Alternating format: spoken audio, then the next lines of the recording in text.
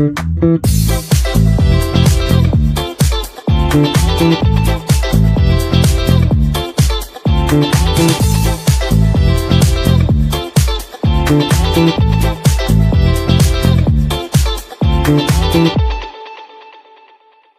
সাথে তাল মিলিয়ে আমি অনুশ্রী হাজির আপনাদের প্রিয় অনুষ্ঠান খেলা আর খেলা নিয়ে। ফুটবলের ডায়েরি নিবেদন করছে সংবাদ প্রতিদিন। ইস্ট বেঙ্গলে অস্কার ব্রুজের জুতোয় পা গলাবেন কে? উত্তরটা অনেক আগে পেয়ে গেছিল লাল হলুদ ভক্তরা। 6 জুলাই আনুষ্ঠানিকভাবে সেই ঘোষণা করে দিয়েছে ইস্ট বেঙ্গল। মোহনবাগানের ইতিহাসের অন্যতম সেরা কোচ 69 বছর বয়সী আন্তোনিও লোপেজ হাভাসকে ইস্ট বেঙ্গলের ভবিষ্যতে সামলানোর দায়িত্ব দিল লেসলি ক্লডিয়া সরণিক ক্লাব। ইস্ট বেঙ্গলের দায়িত্ব নিয়ে স্প্যানিশ কোচ হাভাস বলেছেন, ইস্ট বেঙ্গলের দায়িত্ব পাওয়াটা তার জন্য বিরাট সম্মানের। বিনীতভাবে তিনি এই দলটার দায়িত্ব গ্রহণের সাথে সাথে সমস্ত চ্যালেঞ্জও গ্রহণ করলেন। এবার থেকে প্রত্যেকের লক্ষ্য হবে একটাই, দলের জন্য লড়াই করে সাফল্য ছিনিয়ে আনা। একই সাথে হাভাস জানিয়েছেন, কলকাতা ফ্যানাদের সাথে দেখা করার জন্য তিনি মুখিয়ে রয়েছেন।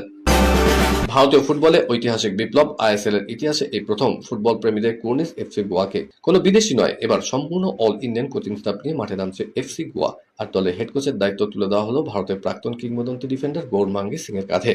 ভারতের জাতীয় দলের হেড কোচ মাল্লো মার্কুয়েজ নিজেই সবুজ সংকেত দিয়ে জানিয়েছেন, গোয়ার মতো বড় দলের দায়িত্ব একাই সামলানোর জন্য ছটপটে এই ভারতীয় মেন্টর এখন 100% প্রস্তুত। ভারতীয় কোচদের উপর এই ভরসা দেশের ফুটবলকে অনেক দূর এগিয়ে নিয়ে যাবে। ক্রিকেটের ডায়েরি। টি-20 প্রভাব কি আরো একবার পড়তে চলেছে একদিনের ক্রিকেটে? এমনিতেই ছোট ফরম্যাটের দাপটে সবচেয়ে বেশি ক্ষতি হয়েছে 50 ওভারের ক্রিকেটে। দর্শকরা আগ্রহ হারিয়ে ফেলেছেন, সিরিজের সংখ্যা কমছে। এবার শোনা যাচ্ছে একদিনের ম্যাচে ওভারের সংখ্যা 50 থেকে কমানোর ভাবনা চলছে। বিশ্বজুড়ে একটি নতুন টি-20 লিগে চালুর ভাবনাও রয়েছে। আইসিসির 12 পূর্ণ সদস্য দেশের প্রতিনিধিদের বৈঠক রয়েছে, এখানেই এই সমস্ত বিষয় আলোচিত হবে। বাংলার বিভিন্ন দলের কোচ বাছাইয়ের জন্য এবছর ভারতীয় ক্রিকেট বোর্ডের ধাঁচে যে প্রক্রিয়া শুরু করেছিল রাজ্য ক্রিকেট সংস্থা, তা নিয়ে সংস্থার অন্দরমহলে অনেক প্রশ্ন।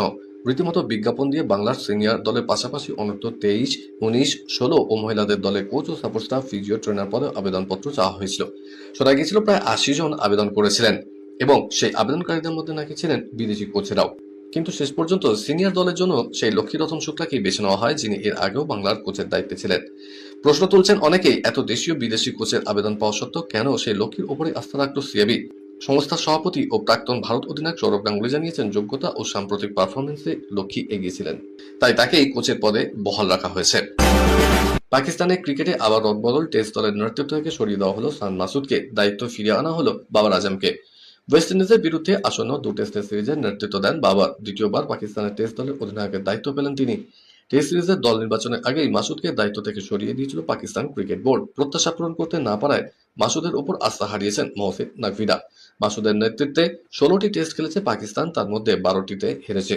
বাংলাদেশের কাছে জোড়া টেস্ট সিরিজ হারও রয়েছে সেই তালিকায়। তবে বাবরকে কতদিনের জন্য দায়িত্ব দেওয়া হয়েছে তা নির্দিষ্ট করে জানায়নি পিসিবি। খেলার খবর আরো আছে, কিন্তু তার আগে নিয়ে নিতেই হচ্ছে ছোট্ট একটা ব্রেক। দেখতে থাকুন।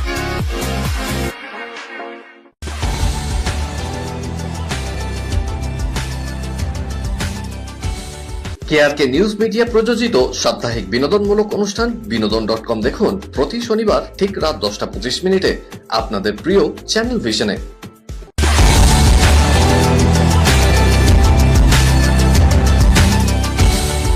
ব্রেকের পর আবার ফিরে এলাম আপনাদের প্রিয় খেলা আর খেলা নিয়ে। বিদেশের ডায়েরি।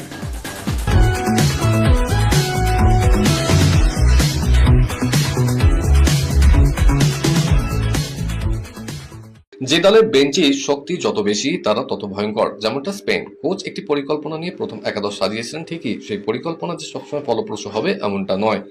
পরিবর্তন হিসেবে নামা ফুটবলাররাও ম্যাচে ফারাক করতে পারে। স্প্যানিশ কোচ লুই দে ফুয়েন্তে প্রাথমিক পরিকল্পনা যখন কাজে লাগলো না, তখন পরিবর্তে নামা ফুটবলার ম্যাচের রং পাল্টে দিলেন। সুপার সাব মিকেল মেরিনোর গোলে পর্তুগালকে 1-0 গোলের ব্যবধানে হারিয়ে কোয়ার্টার ফাইনাল উঠল স্পেন। যোগ্য দল হিসেবেই তারা জিতল। একটা সময় মনে হচ্ছিল ম্যাচ অতিরিক্ত সময় গড়াবে, তখনই 2 পরিবর্তের বোঝাপড়ায় কেঁপে গেল পর্তুগিজ রক্ষণ। মুহূর্তের মনোসংযোগের ঘাটতিও বটে। সংযুক্ত সময়ের শুরুর দিকে বিপজ্জনক জায়গায় ফ্রিকিক পায় স্পেন। পর্তুগিজ ডিফেন্ডাররা তৈরি হওয়ার আগে দ্রুত ফ্রিকিক থেকে নিজেদের মধ্যে ছোট পাস খেলে নেয় তারা। সেখান থেকে পরিবর্তে নামা ফেরান তোরেসের নিখুঁত থ্রু।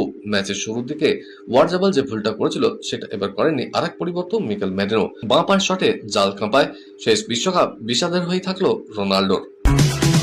ছিটকে গেল আমেরিকা। এবারে বিশ্বকাপে আয়োজক দেশ ছিল 3টি, কিন্তু এই দেশ কানাডা, আমেরিকা এবং মেক্সিকো কাউকেই আর দেখা যাবে না শেষ 8-এর লড়াইয়ে। কানাডা, মেক্সিকো আগে ছিটকে গিয়েছিল এবারে বিশ্ব ফুটবলের মহারণ থেকে। এবার শেষ 16 লড়াই থেকে ছিটকে গেল ইউএসএও। বেলজিয়ামের কাছে 4-1 গোলে হারলো এবারের অন্যতম আয়োজক দেশ। সিয়াটেল স্টেডিয়াম ছিল মার্কিন সমর্থকে ঠাসা, কিন্তু ঘরের মাঠে সুবিধা নিতে ব্যর্থ পুলিসিচ বোলাগানরা। বেলজিয়ামের ঝড়ে কার্যত উড়ে গেলেন মার্কিন ফুটবলাররা। এই ম্যাচ জিতে আগামী শনিবার রাতের লড়াইয়ে স্পেনের মুখোমুখি হবে বেলজিয়াম। ঠিক পাস 84%। এই তথ্যেই পরিষ্কার কতটা খারাপ ফুটবল খেলেছে ব্রাজিল। অন্যতম সেরা ফুটবলার ভিনিসিয়াস জুনিয়রকে কেন পেনাল্টি শটটা মারতে দেওয়া হলো না, যেখানে ম্যাচটা অত্যন্ত গুরুত্বপূর্ণ ছিল? সেই জায়গায় দাঁড়িয়ে ব্রুনোকে শট নিতে পাঠানো হলো কেন? এই প্রশ্নের উত্তরে কোচ কার্লো আনচেলত্তি বলেছেন, পেনাল্টির একটা নির্দিষ্ট ক্রমতালিকা থাকে, সেই অঙ্ক মেনেই তৃতীয় বাছাই ফুটবলার হিসেবে ব্রুনোকেই শট নিতে বলা হয়েছিল। তবে টাই ব্রেকারে খেলা যদি গড়াতো সেই সময় প্রথম শটটি নিতেন নেইমার, তারপরে রাফিনহা আর তৃতীয় স্থানে রাখা হয়েছিল ব্রুনোকে। শেষ শটটি বরাদ্দ করা হয়েছিল ভিনিসিয়াস জুনিয়রের জন্য। যখন পেনাল্টিটি পায় ব্রাজিল, সেক্ষেত্রে ওই 3 ফুটবলার মাঠে ছিলেন না, তাই তৃতীয় পেনাল্টি শট নেওয়ার জন্য ব্রুনোকেই বাছাই করা হয়েছিল। ব্রুনো শটে গোল হয়নি তাই বলে শুধু তার প্রতি দোষারোপ করলে চলবে না, এই বার্তা দিয়েছেন কোচ কার্লো। কোচের কথা স্পষ্ট, খেলার মধ্যে এরকম ধরনের ঘটনা ঘটতেই পারে। ব্রুনো যে শটটি নিয়েছিলেন তার নরওয়ের গোলরক্ষক অত্যন্ত দক্ষতার সঙ্গে নিজের দখলে রেখেছিলেন। নগলসম্যান আউট, ক্লপ ইন। জার্মানির নতুন কোচ হতে চলেছেন তিনি। প্রাক্তন লিভারপুল কোচের যাবতীয় শর্ত মেনেই তাকে দায়িত্ব দিচ্ছে বেকেনবাওয়ারের দেশ। প্যারাগুয়ের কাছে হেরে চলতি বিশ্বকাপ থেকে বিদায় নিয়েছে জার্মানি। মুসিয়ালা, সানেরা তেমন ছাপ ফেলতেই ব্যর্থ। যাবতীয় দায় মাথায় নিয়ে দায়িত্ব ছেড়েছেন নগলসম্যান।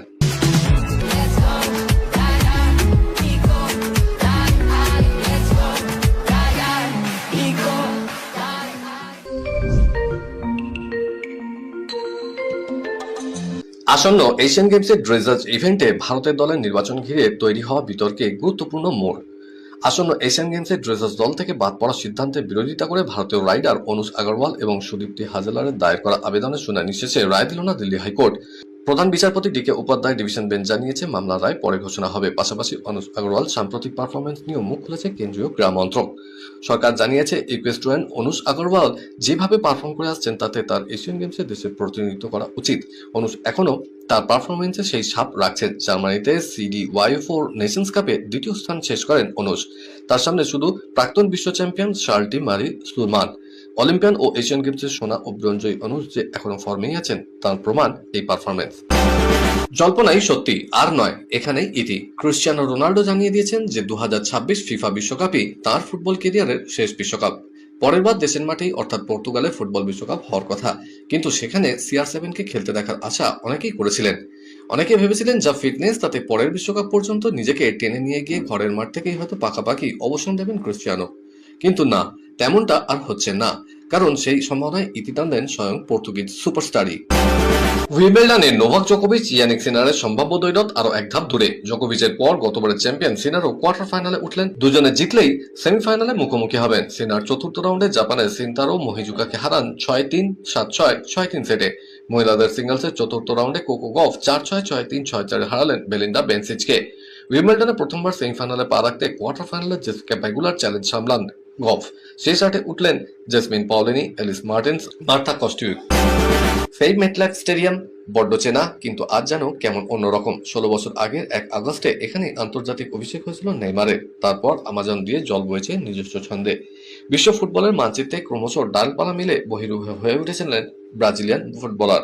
কিন্তু ফিফার ওই সোনালী ট্রফি তার কাছে অধরাই থেকে গেল। অতৃপ্তের স্বাদ নিয়েই তাই ব্রাজিলের জার্সিকে আলবিদা বলতে হলো 34 বছর বয়সীকে।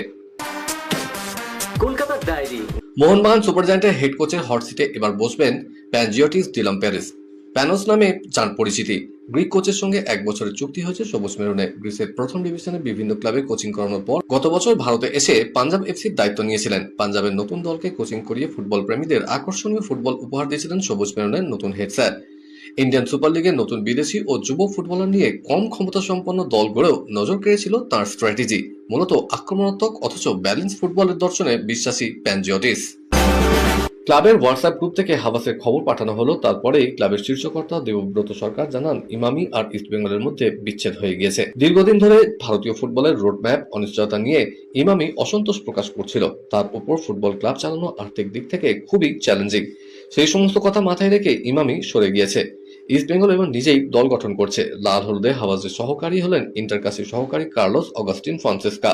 লাল হলদের গোলকিপার প্রফসুকান গিলের সঙ্গে 2028 সাল পর্যন্ত চুক্তি বাড়ালো ক্লাব। অন্যদিকে 2023-24 মৌসুমে আইএসএল এ গোল্ডেন গ্লাভস জয়ী লচেনপার সঙ্গে 2 বছরের চুক্তি করলো ইস্ট বেঙ্গল। ইচ্ছে ছিল আরো খবর দেওয়ার, কিন্তু সময় বলে দিচ্ছে এই পর্যন্তই থাক।